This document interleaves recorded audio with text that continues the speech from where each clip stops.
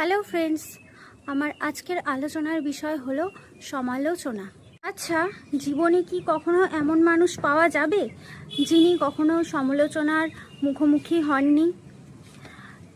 আমরা যতই ভালো কাজ করি, যতই সৎ উদ্দেশ্য নিয়ে জীবনে এগিয়ে যাই না কেন, সমালোচনা হওয়া অস্বাভাবিক কিছু নয়, বরং সমালোচনা আমাদের জীবনেরই একটা অংশ। একদল মানুষ আছে যারা ভালো কাজ করে এগিয়ে যায়, আর একদল মানুষ আছে সেই ভালো কাজটাকে ঠিকভাবে নিতে পারে না, সেগুলোর মধ্যে থেকে ভুল ত্রুটি খুঁজে বার করার চেষ্টা করে।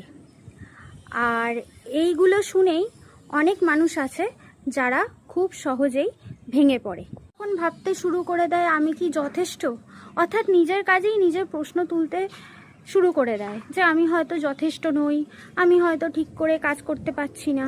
কিন্তু অন্যের কি এই সমস্ত মন্তব্য একজনের ভালো কাজের মূল্য নির্ধারণ করতে পারে? কয়েকটা মানুষের সমালোচনায় তার যে পরিশ্রম, তার যে স্বপ্নগুলো আছে, তার চরিত্র বা তার যে বিশাল সম্ভাবনা, সেগুলোকে কি নির্ধারণ করা সম্ভব হয়? কখনোই সম্ভব হয় না। এই সমালোচনাকারীরা কখনোই তাদের পরিশ্রম, তাদের মূল্যবোধ, তাদের চরিত্র, তাদের সম্ভাবনাকে নির্ধারণ করতে পারে না।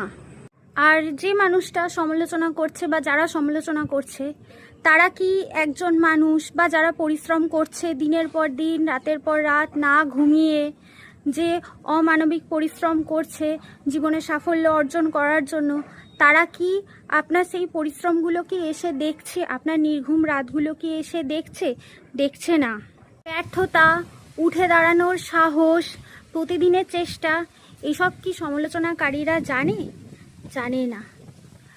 তাহলে একজন সমালোচনাকারীর মন্তব্যই হোক, কুমন্তব্যই হোক, একজনের আত্মবিশ্বাসের ক্ষেত্রে কখনো সেটা অন্তরায় হয়ে দাঁড়ায়? কখনোই সেটা অন্তরায় হয়ে দাঁড়াতে পারে না।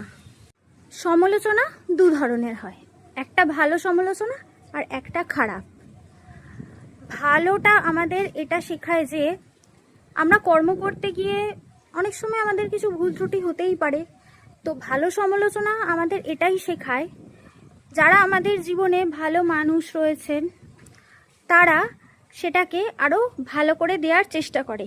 এখান থেকে আমরা অনেক কিছু শিখি এবং এই শেখার মানসিকতাটা আমাদের জীবনকে আরও কোনো বড় সাফল্যের দিকে এগিয়ে নিয়ে যায়।